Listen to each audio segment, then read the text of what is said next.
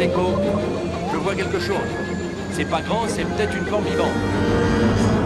Et non, ce n'est que votre humble serviteur. Bienvenue à toutes et à tous dans Starcast, le podcast de la Force, épisode 4, si je ne m'abuse, Marc. Absolument, épisode 4, bonjour. Ça faisait longtemps Ça fait longtemps qu'on ne s'était pas parlé. Bah, bon, la dernière fois c'était sur Solo, donc on était un petit peu fâchés.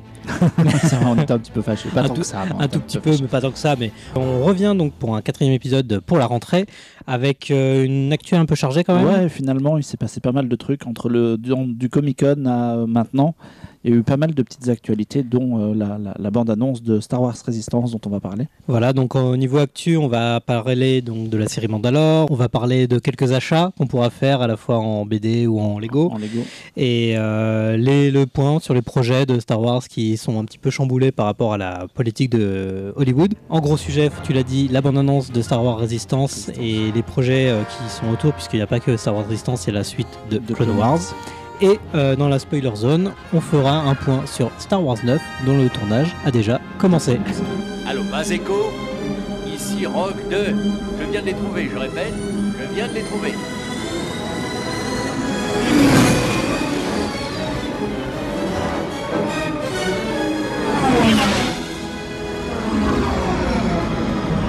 La première série Star Wars en live, puisque Star Wars a déjà connu plusieurs séries, mais surtout en version d'animation. Ouais. Mais là, cette fois, c'est avec donc des vrais acteurs en dur, en chair et en os, et notamment avec Jon Favreau, qu'on avait comme rumeur depuis longtemps en tant que peut-être un réalisateur de potentiels films, mais finalement, ce serait plutôt lui qu'on orienterait vers une série télé-live, en tout cas le premier projet porté par Disney, Lucasfilm, et qui se concentrerait donc sur Mandalore, Marc. Ouais, c'est la rumeur du moment. Alors, elle est un peu basée sur rien et probablement sur tout en même temps. La série serait centrée sur les Mandaloriens après la chute de l'Empire, donc après le retour du Jedi, juste après, a priori, et pendant la période qui s'est écoulée avant le réveil de la Force. Moi, je trouve que c'est une idée qui est à la fois intéressante et à la fois déjà pas mal exploitée, puisque les gens qui savent que les Mandaloriens, la série Clone Wars les a beaucoup évoqués, il y en a pas mal dans Rebels. On savait aussi que le Lucasfilm à l'époque de George Lucas avait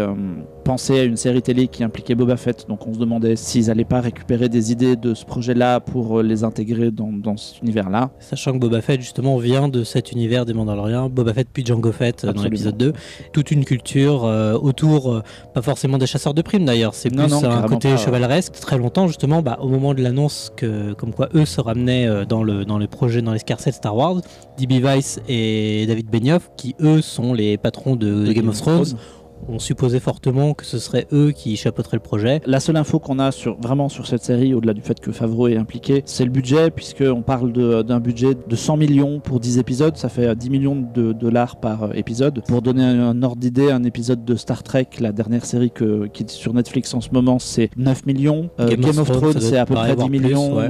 On est vraiment dans le très très haut du panier en termes de budget. Ils veulent mettre le paquet sur le visuel. Et puis même pour confirmer l'implication de Jon Favreau, la news est tombée assez rapidement. C'est John Lord Booth comme directeur artistique sur la série. Lui, il vient du livre de la jungle. Il a bossé sur Kong Skull Island aussi et sur Oz, le film récent de Sam Raimi. Et on a aussi Joseph Porro, costume designer, qui serait en charge des costumes. Et lui, alors il a un CV qui est pas forcément très joyeux au début de sa carrière puisqu'il a bossé sur Les Maîtres de l'Univers et Mario Bros, mais plus récemment Iron Man 3. Voilà, et Iron Man 3 avec Favreau. Et récemment, il a fait des costumes de SF pour la série d'Orville. Donc là, comme ça, on a l'équipe de Favreau qui est en train de se rassembler avec des gens qu'il connaît. Voilà. On a aussi vu récemment, Favreau a posté sur Instagram une photo de lui et Dave Filoni au Skywalker Ranch. Donc Dave Filoni, patron des séries animées, qui lui bosse justement sur une série qui va se passer avant le réveil de la Force, peut-être à une autre période, mais on se dit que les mecs ont besoin de se parler parce que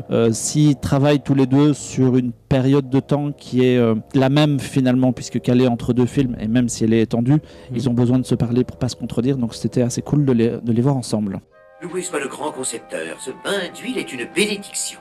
Droid, l'intégral chez Delcourt, de la BD pour nos amis les robots. C'est amusant, ça sort un peu d'un chapeau. Je sais pas si les gens qui nous écoutent se souviennent que dans les années 80, après le retour du Jedi, Lucasfilm a produit une série animée Droid, les aventures de R2-C3PO, qui était sortie en DVD en 2002 ou en 2003. Et il y a eu un comics qui a été édité par la suite aux États-Unis, avec notamment John Romita au dessin sur les premiers numéros, ce qui est pas rien quand même, parce que John Romita Senior c'était une pointure. Et ce truc sort le 29 août, donc quelques jours après cet enregistrement. Pour la première fois, ça n'avait jamais été édité ni traduit en VF.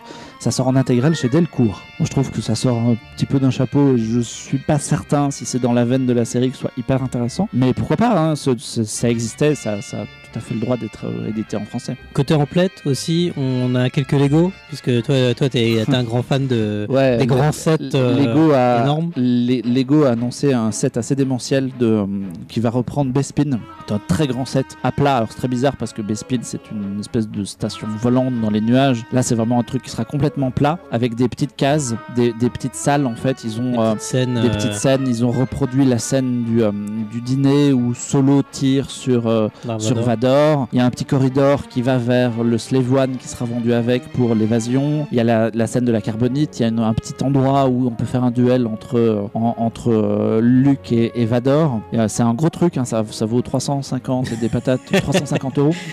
Je savais pas quoi faire de vos étrennes. Ouais, je suis très circonspect sur ce set parce que c'est à la fois un set qui vise clairement les enfants, puisque c'est clairement un truc qui est pour jouer et pas du tout pour exposer. Et en même temps, c'est tellement cher, tellement construit que c'est censé être viser plutôt les adultes qui s'en foutent, puisque voilà, il y a une espèce de paradoxe dans tout ça, d'autant que Lego avait sorti en plus déjà des sets de l'Empire contre-attaque, notamment la chambre de la carbonite. Il y a très longtemps aussi, ils avaient déjà sorti une première version de Bespin qui était toute petite, où ils avaient vraiment concentré tous les décors sur un 30 cm de large. C'était encore plus étrange que ce qui sort maintenant.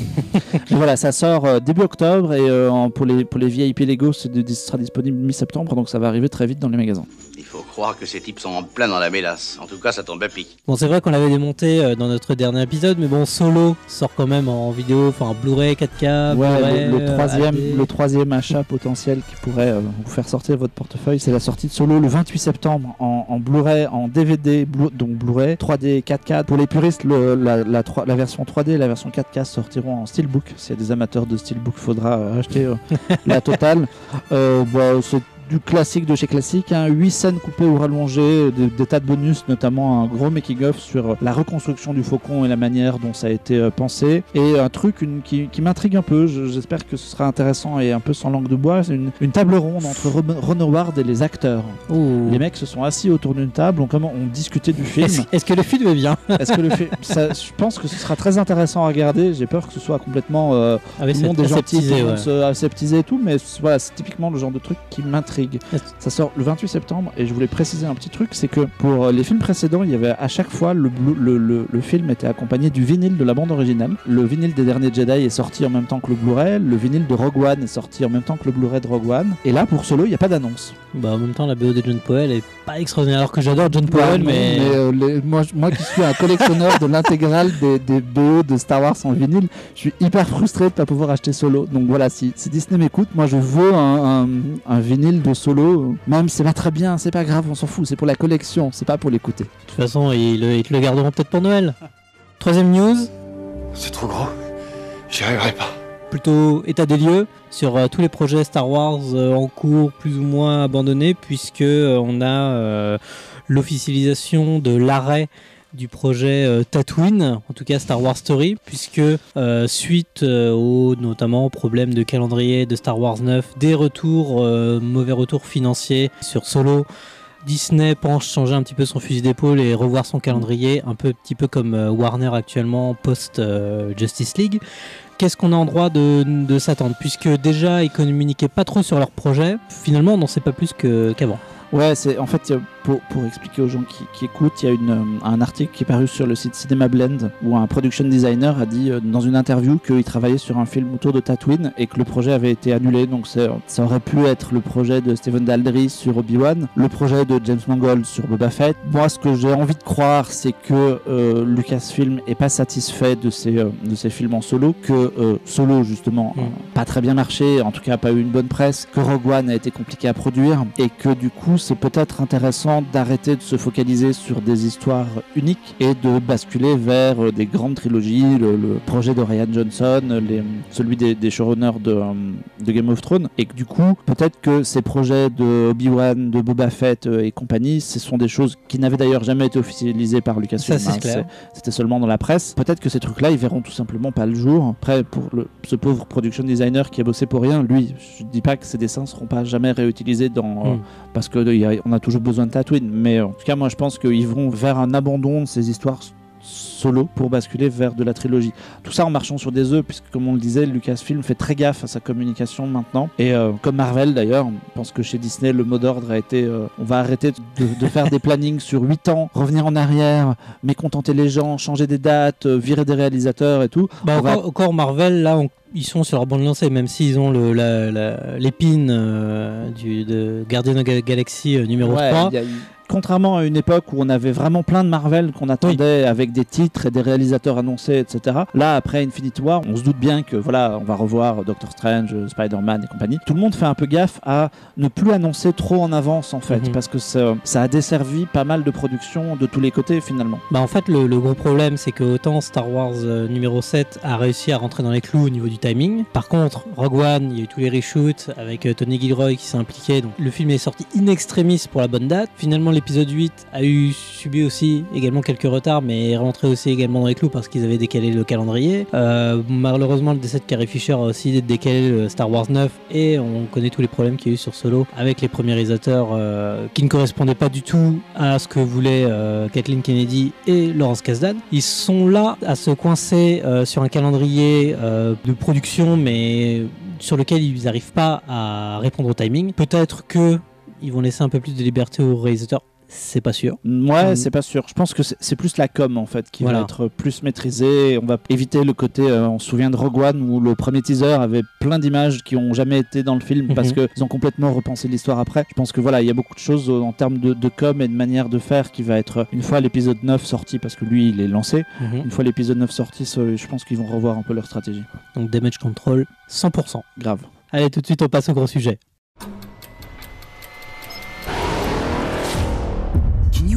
What it's like to be an ace pilot? Le gros sujet, c'est Star Wars Résistance. On vous en avait parlé, je sais plus, dans l'épisode 2 ou l'épisode 3, je crois l'épisode 2 déjà. Déjà dès l'annonce, ouais. Dès l'annonce, où cette fois maintenant, on a des images qui sont absolument dégueulasses. Non, moi c'est juste le style. Là, on parle en audio, donc allez voir la bande-annonce, on vous la mettra en lien. Donc de Star Wars Resistance, donc la nouvelle série d'animation préparée par Dave Filoni, responsable notamment de Clone Wars et de Star Wars Rebels. Maintenant, Résistance nous ouvre les portes des 30 ans entre le retour du Jedi et le réveil de la Force, j'allais dire le retour de la Force, comme quoi. Et sauf que l'histoire se déroule quelques mois, quelques années juste avant le réveil de la Force. Ça se déroule juste avant le réveil de la Force, et puis la bande-annonce que vous verrez de toute façon met en avant Poe Dameron et BB-8. Voilà. Et donc Poe Dameron, il a l'air d'avoir le même âge que dans le réveil de la Force. Donc la bande-annonce, qu'est-ce qu'elle raconte ? Elle raconte pas grand-chose en fait. C'est ça qui est un petit peu étrange, c'est que ils ont fait très attention là aussi à pas montrer trop d'images.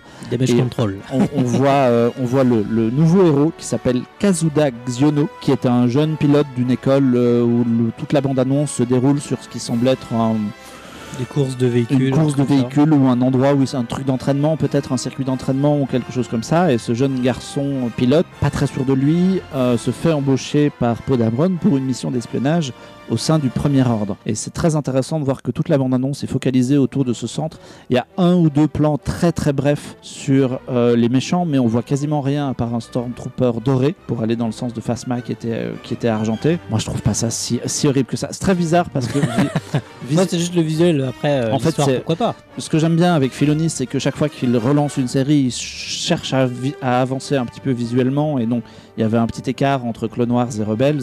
Là, ils changent complètement puisqu'ils ont filé l'animation à un studio qui s'appelle Polygon Pictures, qui sont des Japonais qui ont animé le Godzilla animé qui est sur Netflix et qui avaient un tout petit peu travaillé sur Clone Wars pour des petites choses. Voilà, c'est de la 3D en cel shading, donc du coup il y a un côté très plat les personnages sont en 3D, les volumes sont en 3D, mais c'est Zelda quoi. Ouais, pour les gens qui ont joué, c'est Zelda Wind Waker, donc là on est vraiment dans un esprit un peu plus cartoonesque, tout en restant en 3D, qui sera très bizarre quand on retrouvera des anciens personnages qui vont de Rebels qui pourraient apparaître dedans et qui vont avoir un visuel complètement différent. Moi je sais pas, j'ai pas vraiment d'opinion en fait sur est-ce que c'est beau ou pas, parce que je trouve qu'on n'en voit rien, on voit tellement peu dans cette bande-annonce que finalement on va attendre de voir ça en action, comment seront filmées les scènes, est-ce que le côté Empire sera pas plus joli, je sais pas. Parce que c'est pas l'Empire, c'est le premier ordre d'ailleurs. Le premier ordre, pardon, oulala. Oui. le faux fan. Mon Dieu. Non mais le plus intéressant en fait, ce qui va être vraiment curieux, c'est sa construction à l'écriture, puisque s'il est censé recouper, en tout cas je suppose la fin de la série est censée recouper avec le début du réveil de la Force, est-ce qu'ils vont le faire dès la première saison si la série se plante, ou de la deuxième ou la troisième? Ça c'est à se demander s'ils ont déjà prévu un plan sur 2, 3 ans, 4 ans pour pouvoir prolonger le personnage de Poe Dameron jusqu'au début de l'épisode 7 qui est censé arriver sur Jakku, et puis on connaît sa mission. Ça, ils vont essayer de recouper ça, aussi avec Mandalore, vu qu'il se déroule à la fin du Retour du Jedi. Et d'ailleurs, ils vont essayer de respecter, je pense, cet univers étendu, justement le gap des 30 ans. Mais aussi le plus intéressant, c'est qu'il n'y a pas que cette série d'animation qui sort de l'univers Star Wars, il y a aussi la suite inattendue de Clone Wars. Il y a la suite inattendue de Clone Wars, ça sortait absolument d'un chapeau. D'un casque de Stormtrooper. C'est vraiment pas l'annonce à laquelle on s'attendait. Alors les puristes de Clone Wars que je ne suis pas, moi je ne connais pas du tout le sujet. J'ai juste vu le début de la série, on en avait déjà parlé dans un podcast avant. Il faut regarder, pas tout. Les puristes savent qu'il n'y a pas de fin en fait, et que ça s'est terminé de manière un peu abrupte. Et là l'idée c'est vraiment de finir la série et d'en faire profiter le nouveau service de streaming de Disney. Qui s'ouvrira en 2019. Plusieurs épisodes sont sortis sur Netflix. En fait, la 6e saison existe sur Netflix. Je crois qu'il y a eu 11 ou 13 épisodes. Justement, c'est ce qu'ils appelaient les Lost épisodes pour donner une sorte de fin, alors que la saison 5 a donné un ton plus, un final assez sombre et assez émouvant avec le personnage d'Ahsoka Tano. Star Wars Rebels offrait une sorte de suite d'ailleurs par rapport à ça.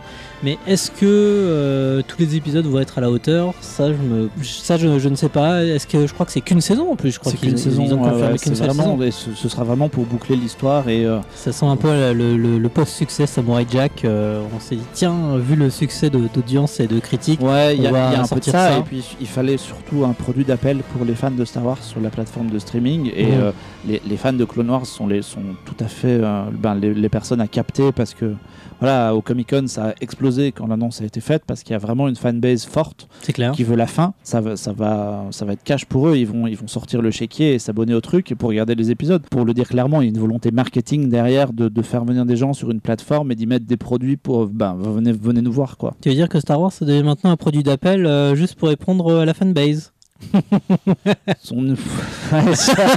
Voilà, tout est dit. Ouais.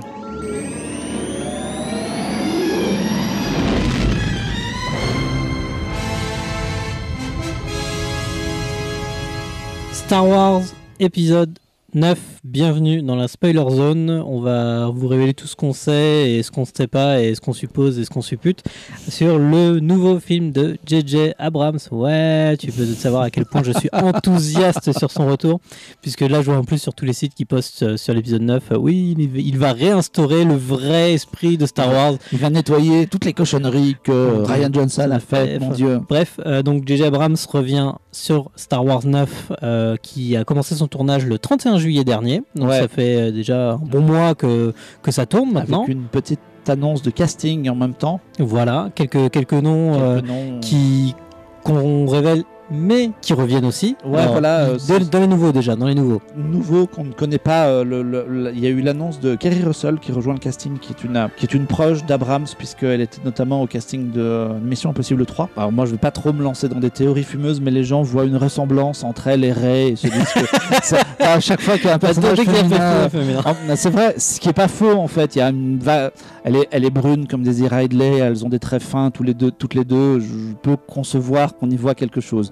Ça aura sans doute rien à voir et vous vous marrerez sans doute en réécoutant ce podcast plus tard. Mais voilà, tout le monde voit, oh mon Dieu, un personnage féminin, c'est la mère de Rey. Donc là, ouais, fin août, on lance déjà la rumeur Keri Russell, mère de Rey, quoi. Keri Russell, mère de Rey, voilà. Faites-en ce que vous voulez. Moi, les autres annonces de casting des personnages, lui, on le connaissait puisque Billy Dee Williams revient en Lando Calrissian. On s'en doutait, hein, ça fait longtemps que la rumeur circulait. Voilà, donc qui jouera le père de Finn, c'est ça. Ah la vache. Moi, j'ai toujours imaginé que s'il ramenait Billy Dee Williams, plus sérieusement, c'était pour une scène de funérailles et pas vraiment pour lui donner un rôle important, mais plus parce que ils vont enfin enterrer Han Solo. Ils vont enterrer Han et Leia ensemble. Enfin, moi j'adorerais voir ça, donc je me projette peut-être un peu, mais ouais, ça aurait été cool de ramener Lando et de le mettre dans la foule des gens à une cérémonie. Alors avec tout le respect évidemment, on enterre, mais en même temps on déterre Carrie Fisher puisque ça a été confirmé donc qu'il n'utiliserait pas la technologie performance capture comme Tarkin dans Rogue One, mais ils vont récupérer des plans. Ouais, elle a tourné des choses apparemment. Voilà. Surtout alors ça a été annoncé d'abord comme étant des plans du réveil de la Force, mais ça a été confirmé ensuite que finalement il y aurait aussi des plans des derniers Jedi, et je sais pas trop. Après, on peut très bien imaginer la base rebelle qui explose en introduction du film et un plan de Carrie Fisher derrière, tu vois, elle a pas forcément besoin d'avoir des répliques ou un gros rôle. Moi j'espère aussi justement qu'ils vont éviter ça, faut pas que ça sonne faux, quoi. Il faut pas que ça sonne, elle va porter les mêmes costumes qu'on a déjà vus, tu vois, ça va être très bizarre. Déjà dans les précédents elle avait pas un très grand rôle, mais du fait de son décès, je crois qu'ils avaient réécrit le film, j'avais lu ça quelque part, comme quoi à la base le 9 devait être la suite quasiment directe du 8, et finalement ils vont laisser un gap plus important, genre peut-être 5 ans d'intervalle pour expliquer le décès de Leia, et peut-être qu'elle reviendrait en flashback, puisque Rian Johnson a instauré les flashbacks dans la suite. C'est possible. Ouais, moi je voyais plutôt un truc comme une scène d'intro, mais c'est pareil, je me projette sur un peu dans mes fantasmes à moi de ce que j'ai très envie d'avoir. Leia est morte entre temps. Ah mince. Voilà, mais au départ, moi je m'étais dit qu'il ferait un truc comme ça, qu'il nous dirait, on commence sur une scène de funérailles avec tout le monde est mort et c'est triste et voilà. Et je suis très curieux de voir. J'espère que ce sera pas trop parce qu'il faut que ce soit décent et pas trop on va tirer des larmes aux fans et ce genre de trucs. J'ai pas très envie de voir ça. Toi tu vas chialer. Moi je vais chialer, oui, c'est très probable. Après t'es sensible. Je suis vraiment sensible. T'as un garçon sensible. Puis l'autre qui revient mais qui n'est pas mort, donc c'est Mark Hamill. Voilà. Enfin, qui est mort. Oui, qui est mort. Attention, spoiler, quoi. Il revient en fantôme de la Force. Oui, évidemment. Apparemment, certaines scènes sont sorties, en tout cas, nous ont été racontées, comme quoi il y avait une scène avec donc Luke Skywalker, Kylo Ren et Rey, qui étaient tous les trois présents sur le plateau. Donc, on est en droit de supposer que Luke parlera avec eux, en tout cas lors d'une scène, ou les deux en même temps, ou à travers l'esprit, je n'en sais rien. Ouais, peut-être que c'est encore des connexions entre Rey et Kylo à distance, et que comme c'est une connexion à travers la Force, ils peuvent impliquer Luke qui arrive et qui vient leur faire la leçon en leur disant non, arrêtez là, toi t'es gentil, toi t'es méchant, arrêtez de vous parler, c'est pas comme ça que ça fonctionne. Arrêtez de vous battre. Mais voilà, donc Mark Hamill revient, Carrie Fisher revient. C'est très bizarre finalement ce casting de gens qui reviennent quand même, parce que ils ne seront jamais parvenus à réunir Carrie Fisher, Mark Hamill et Harrison Ford et Billy Dee Williams ensemble. Les 4 acteurs sont dans les 3 films, mais de manière complètement éclatée. Je trouve ça un peu foutraque comme manière de faire. Ça aurait été bien de trouver un moyen à un moment donné, idéalement dans le réveil de la Force, de caser tout le monde en une... Voilà. Ça va manquer à cette trilogie. Ouais, en plus, tu as oublié de citer l'amiral Akbar, je suis un petit peu déçu. Et les autres qui vont revenir, d'ailleurs aussi, c'est les Chevaliers de Rennes, puisque ils avaient fait un plan dans l'épisode 7, dans le flash forward, le force back de Rey quand elle touché le sabre laser de Luke. Et on suppose donc qu'ils vont revenir à l'appel de Kylo Ren maintenant qu'il est à la tête du Premier Ordre.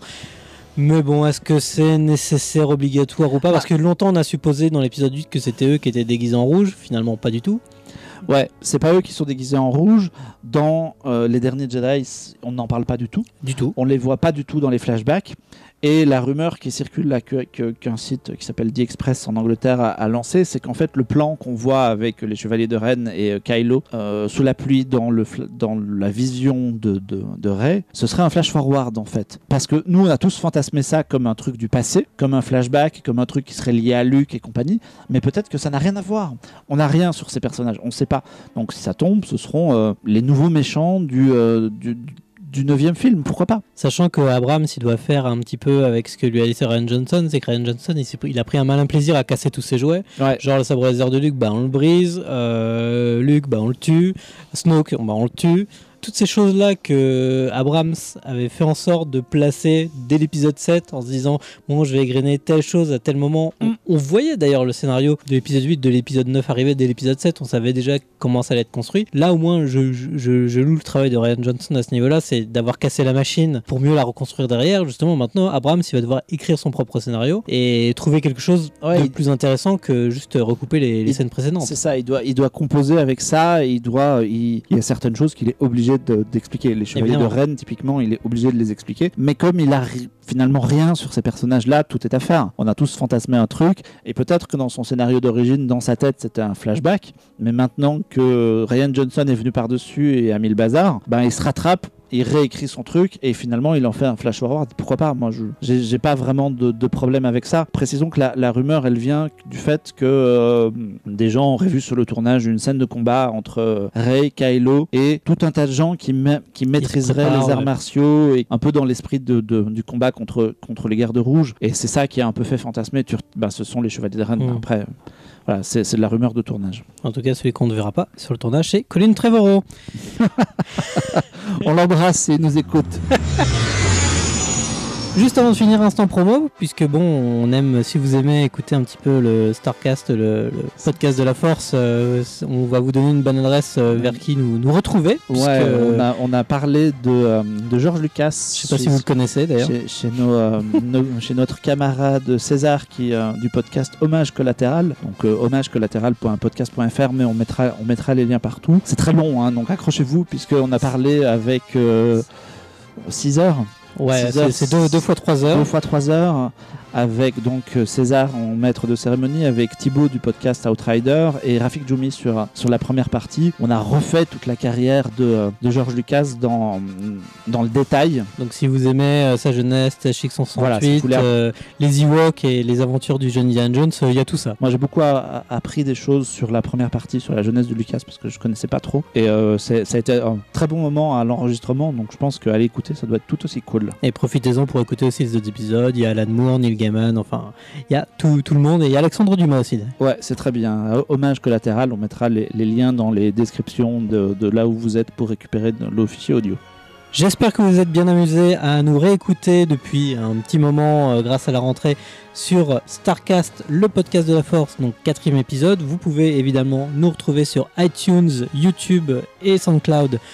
Tout ça rattaché au site cloneweb.net. Marc, on se retrouve la prochaine fois. Dès que possible, dès qu'il y a des petites choses à raconter, on sera là. À bientôt. Et que la Force soit avec vous.